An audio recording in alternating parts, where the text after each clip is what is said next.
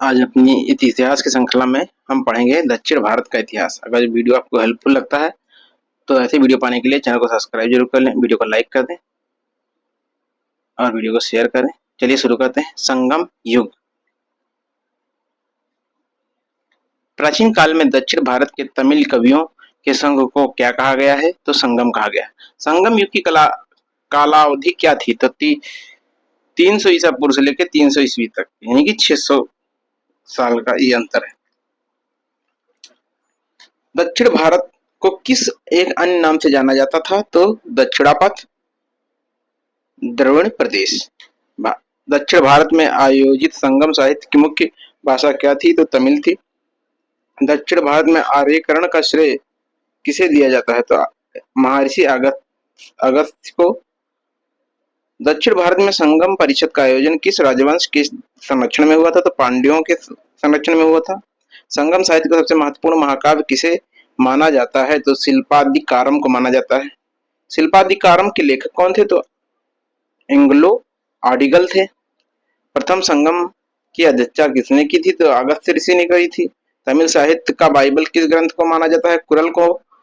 तोलकाप्पियम ग्रंथ किस विषय से संबंधित है? तो व्याकरण से संबंधित है। संगम युग में किस राजवंश के उद्भव और विकास का विवरण मिलता है? तो चोल, चेर और पांडिका। मणिमेखले ग्रंथ का अर्थ क्या है? तो मणियों से युक्त कंगन। संगम कालीन गांव में कौन सी प्रशासनिक संस्था प्रचलित थी? तो मनरम। ये गांव में थी, प्रशासनिक संस्था है। और कहाँ है? संगम कालीन गांव में। संगम कालीन प्राचीन देवता किसे माना जाता है? तो मुर्गन को। अन्य नाम है सुब्रह्मण्यम, वेलन, वर्षाधारी। तमिल साहित्य का बाइबल, लघु वेद, पंचम वेद किस ग्रंथ को माना जाता है? तो कुरल को माना जाता है। ये पंचम वेद, बाइबल और लघु वेद इसे माना जाता है। किसको? कुरल को माना जाता है। संगम कालीन साहित्य में कौन को एवं मन्नन शब्द किसके लिए प्रयोग होते थे? तो राजा के लिए होते थे। संगम साहित्य की रचनाओं की विषय वस्तु क्या थी? तो प्रेम और युद्ध थी। संगम युग में इंद्र के समतुल्य किस देवता को मान्यता प्राप्त थी? तो मरुदम को। संगम युग में विष्णु के समतुल्य किस देवता को मान्यता दी गई थी? तो तिरुमल को दी गई थी। संगम युग में प्रमुख व्यापारिक केंद्र किस स्थान को माना जाता है? तो ये उरैयूर को। संगम युग में उरैयूर किस वस्तु के व्यापार के लिए प्रसिद्ध था? तो सूती वस्त्र के लिए प्रसिद्ध था। आगे देखते हैं। सभाएं, आयोजन स्थल, अध्यक्ष और प्रमुख ग्रंथ। प्रथम संगम जो होता है वो मदुरई में होता है। अगस्त्य ऋषि इसकी अध्यक्षता करते हैं और प्रमुख ग्रंथ है अकट्टियम। द्वितीय संगम है कपाटपुरम, औलेप्पाई, अगस्त्य ऋषि और तोलकाप्पियर है। तोलकाप्पियम ग्रंथ है इसमें। तृतीय संगम मदुरई में हुआ है। नक्कीरर इसके अध्यक्ष बनते हैं और पंत पांतु 10 ग्राम काव्य की रचना होती है। अब देखिए आगे। संगम कालीन ग्रंथ, विषय एवं लेखक। शिल्पादिकारम प्रेम कथा है और लेखक है एंग्लो आर्डिगल। तोलकाप्पियम व्याकरण है, ये तोलकाप्पियर ने लिखी। तिरुकुरल दर्शन है, तिरुवल्लुवर ने लिखा। मणिमेखले वाणिक कथा है, शीतलय सत्यनार ने लिखा है। पदीन कील कक्कड़ू 18 लघु उपदेश गीता में। आगे देखिए। संगम साहित्य में गंधर्व विवाह, प्रेम विवाह हेतु किस शब्द का प्रयोग किया गया है? तो पंचतिड़य। प्राचीन दक्षिण भारत के प्रारंभ में तमिलों को जानकारी के संदर्भ में क्या स्रोत उपलब्ध है? तो संगम साहित्य है। संगम युग में प्रमुख व्यापारिक समुद्र पत्तन बंदरगाह किस नाम से जाना जाता है? तो ये जाना जाता है पुहार कावेरी पत्तन। आगे देखिए। तमिल व्याकरण का सबसे पुराना ग्रंथ किसे माना जाता है? तो किसे माना जाता है? तोलकाप्पियम को माना जाता है। कौन सा दस्तावेज प्राचीन दक्षिण भारत के मुसिरी नामक स्थान पर रोमन सम्राट अगस्टस के मंदिर के साक्ष्य प्रस्तुत करता है? तो कौन सा है ये? पेरिप्लस ऑफ द इरिथियन सी। किस संगम युगीन कवि ने एक तमिल प्रमुख के विरुद्ध हुए मौर्य अभियान का वर्णन किया है तो मामूल मामूल नार जिन मानसून हवाओं के कारण प्रथम ईसा सदी में भारत का पश्चिम जगत के साथ व्यापार सुगम हुआ, इसका पता किसने लगाया था तो हिप्पालस ने लगाया था। प्राचीन भारत में किस क्षेत्र में रोमन सिक्कों का अत्यधिक संख्या में पता लगता है तो दक्षिण भारत में। तमिल काव्य में आगम वर्ग की कविताएं किस विषय से संबंधित है, प्रेम विषय से संबंधित है। दक्षिण भारत के साथ रोम के व्यापार के प्रमाण किस स्थल से मिले हैं तो ये मिले हैं अरिकामेडु और गंगुलम के उत्खनन से। अरिकामेडु और गंगुलम के उत्खनन से प्राप्त हुए हैं। ये कहां से? रोम के साथ व्यापार के प्रमाण। संगम साहित्य का प्राचीनतम उपलब्ध तमिल ग्रंथ किसे माना जाता है तो ये तोलकाप्पियम को माना जाता है। संगम काल में तमिल भाषा में महाभारत किसने लिखी थी तो वेल्लीपुत्तुनार ने। आगे देखते हैं। पूर्वकालीन तमिल साहित्य का उल्लेख पथकर को किस नाम से जाना जाता था तो उल्गू नाम से जाना जाता था। संगम ग्रंथ में उल्लेखित मुरुगन किस देवता से साम्य रखते हैं तो स्कंद। संगम कालीन भारत के पूर्वी तट पर स्थित किस बंदरगाह से दक्षिण पूर्व एशिया के साथ व्यापार और वाणिज्य होता था तो ताम्रलिप्ति से होता था। पादरुपत्तु किस राजवंश के राजा की स्तुतिपरक कविताओं का संग्रह है तो यह है चेर। संगम साहित्य में वर्णित कन्नगी क्या है? तमिल महाकाव्य की नायिका है। यूनानी रोमन व्यापारियों को यवन के रूप में कहाँ उल्लेखित किया गया है तो संगम साहित्य में उल्लेखित किया गया है। भारतीय इतिहास में प्रारंभिक काल में टोंडी किनका एक समृद्ध समुद्र पत्तन था तो चेर का था। संगम कालीन प्रसिद्ध कवि जो श्रीलंका से संबंधित था तो था ये गजबाव। संगम कालीन ग्रंथ में कोवलन और उसकी पत्नी कन्नगी की कथा का चित्रण मिलता है तो शिल्पाधिकारम से। इस तमिल कवि ने मगध साम्राज्य के नंद और मौर्य राजवंश का उल्लेख किया है तो मामूल नार ने किया है।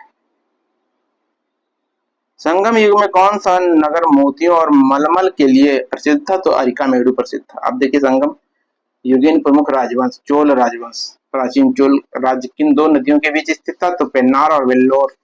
चोल शब्द का शाब्दिक अर्थ क्या है? नव प्रदेश। चोल राजवंश का राज्य की चिन्ह क्या था? बाघ था। संगम युग में सर्वाधिक शक्तिशाली राज्य कौन था तो चोल राज्य था। चोल राज्य का सर्वाधिक शक्तिशाली राजा कौन था तो करिकाल था। करिकाल।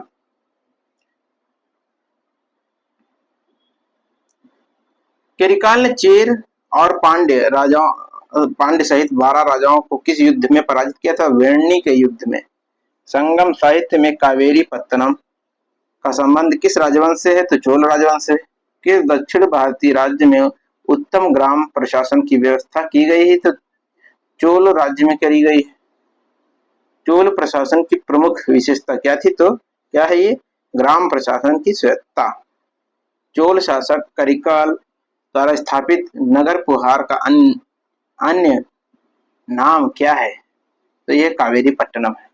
चोल शासक करिकाल द्वारा स्थापित नगर पुहार का अन्य नाम क्या था? कावेरी पट्टनम था। दक्षिण भारत में संगम काल में चोल राजवंश की राजधानी क्या थी? और उरैयूर थी। दक्षिण भारत में संगम काल में चोल राजवंश की राजधानी उरैयूर थी। आगे देखते हैं। ईसा की प्रारंभिक शताब्दियों में भारत तथा रोम के बीच घनिष्ठ व्यापारिक संबंधों की सूचना किस पुरास्थल की खुदाई से प्राप्त होती है तो अरिकामेडु। कौन सा बंदरगाह पोडू के नाम से द पेरिप्लस ऑफ द इरिथियन सी के लेखक को ज्ञात था तो अरिकामेडु।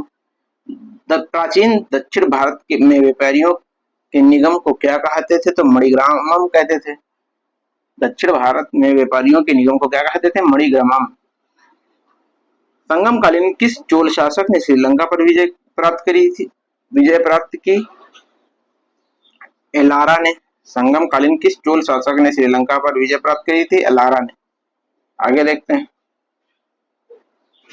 शिल्पाधिकारम नामक ग्रंथ में हिमालय तक की विजय की चर्चा किस चोल शासक के विषय में की गई है? तो करिकाल के शिल्पाधिकारम नामक ग्रंथ में हिमालय तक विजय की चर्चा किस चोल शासक के विषय में की गई है? तो करिकाल के। आगे देखते हैं। अब आते हैं, हम नया राजवंश पढ़ते हैं, चेर राजवंश। चेर या चेरपाद शब्द का वर्णन सर्वप्रथम किस ग्रंथ में मिलता है? तो ऐतरेय ब्राह्मण में मिलता है। अशोक के बृहद शिलालेखों में चेर का उल्लेख किस एक अन्य नाम से मिलता है? तो केरल पुत्र। चेर राजवंश का राजकीय चिन्ह क्या था? धनुष था। संगम युगीन चेर राजवंश का प्रथम शासक किसे माना जाता है? उदयन जेरल। संगम युगीन चेर राजवंश का प्रथम शासक किसे माना जाता है? तो उदयन जेरल को माना जाता है। संगम युगीन चेर राजवंश का सबसे प्रतापी एवं धर्मपरायण शासक किसे माना जाता है? सेनगुट्टवन को। संगम युगीन चेर राजवंश का सबसे प्रतापी और धर्मपरायण शासक किसे माना जाता है? सेनगुट्टवन को। दक्षिण भारत में किस चेर राजवंश के शासक ने कन्नगी पूजा यानी पत्नी और सती पूजा प्रारंभ की थी? तो सेनगुट्टवन ने ये प्रारंभ करी थी पत्नी पूजा। इस संगमकालीन तमिल ग्रंथ में प्रतिव्रता पत्नी भक्ति पत्नी पूजा का गुणगान किया गया है। शिल्पाधिकारम में किया गया। इस चेर शासक ने दक्षिण भारत में सर्वप्रथम शक्तिशाली नौसेना का गठन का श्रेय दिया जाता? तो सेनगुट्टवन को। आगे देखते हैं। प्रारंभिक चेर वंशी राजाओं ने किन राज्यों पर शासन किया था? तो तमिलनाडु और केरल में किया था। पांड्य राजवंश के बारे में देखते हैं। पांड्य राजवंश, पांड्य का शाब्दिक अर्थ क्या है? तो प्राचीन पुराना प्रदेश। पांड्य राज्य का प्रारंभिक उल्लेख किस ग्रंथ में मिलता है? पाणिकृत अष्टाध्यायी में। मेगस्थनीज ने अपनी पुस्तक इंडिका में पांड्य राज्य को किस नाम से उल्लेखित किया है? तो महाभारत प्रदेश। संगमकालीन पांड्य राजवंश की राजधानी क्या थी? तो मथुरा, मदुरै। संगमकालीन पांड्य राजवंश का राजकीय चिन्ह था मछली। पेरिप्लस ऑफ द इरिथियन सी में पांड्य राज्य की आरंभिक राजधानी स्थल किसे बताया गया? तो कोलकाई या कोरकाई। पेरिप्लस ऑफ द इरिथियन सी में पांड्य राज्य की आरंभिक राजधानी किस स्थल को बताया गया है? तो कोलकाई या कोरकाई। संगम युगीन पांड्य राजवंश का प्रथम शासक किसे माना जाता है? तो नोडियोन को। संगम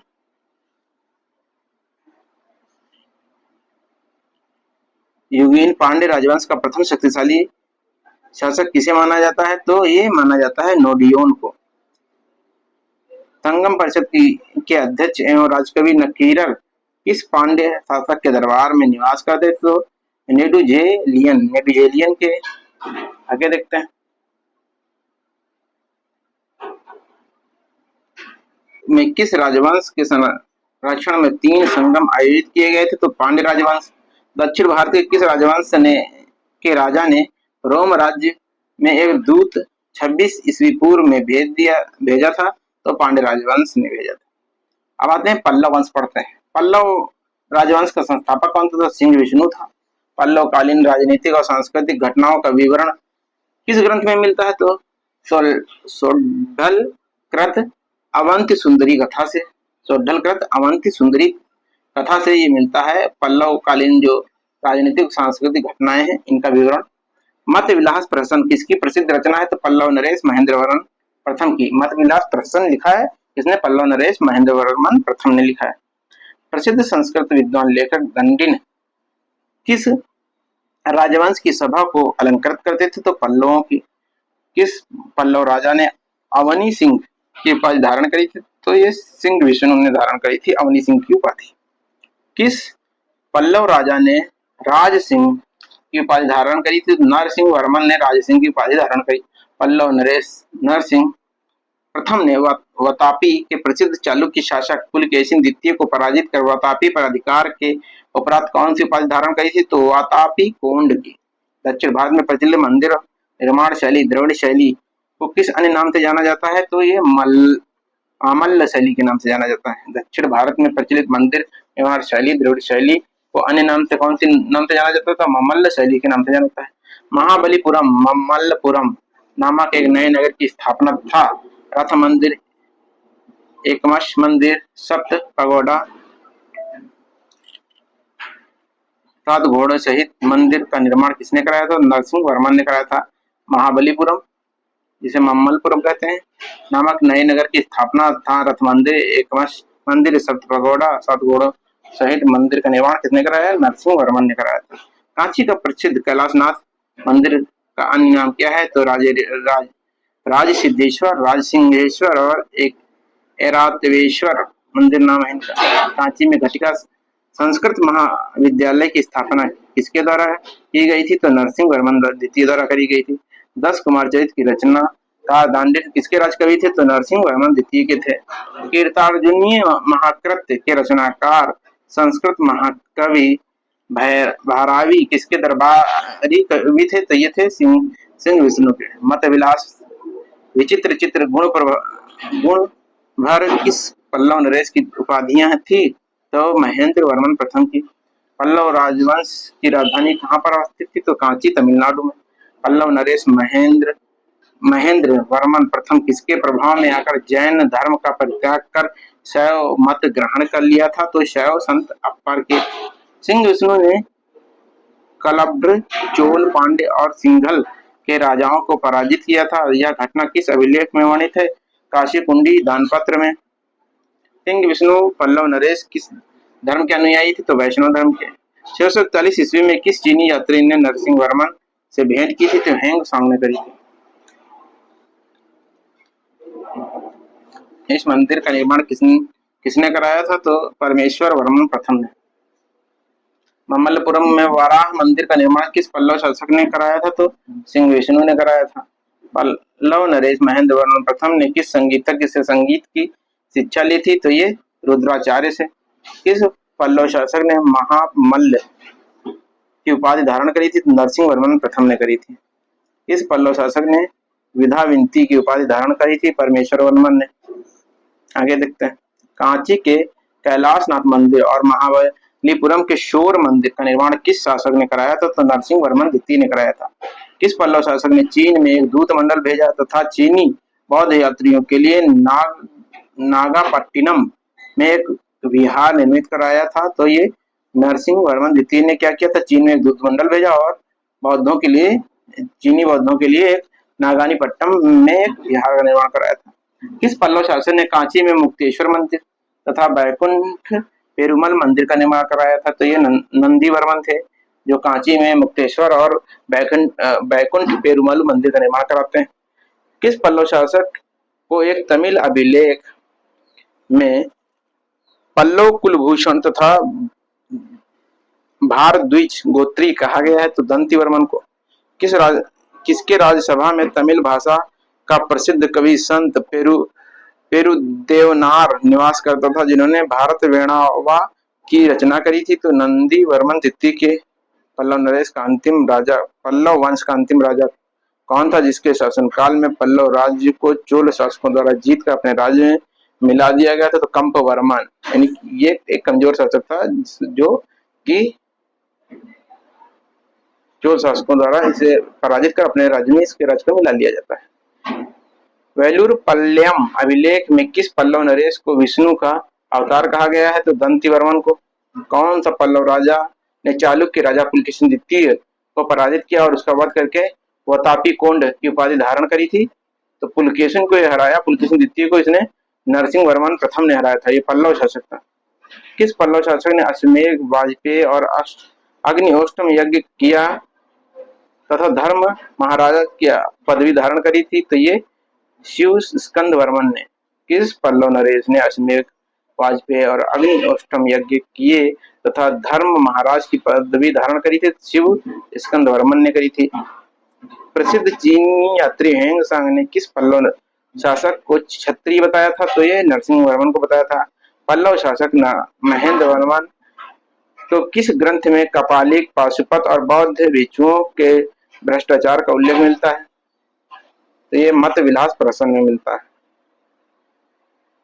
पल्लव शासक महेंद्र वर्मन के किस ग्रंथ में कपालिक, पाशुपत और बौद्ध भिक्षुओं के भ्रष्टाचार का उल्लेख मिलता है? तो मत विलास प्रसन्न में मिलता है ये उल्लेख। राष्ट्रकूट वंश और जो चोल वंश की राजनीतिक स्थिति है। तो ऐसे वीडियो पाने के लिए चैनल को सब्सक्राइब कर लें और वीडियो को शेयर करें, लाइक करें। धन्यवाद।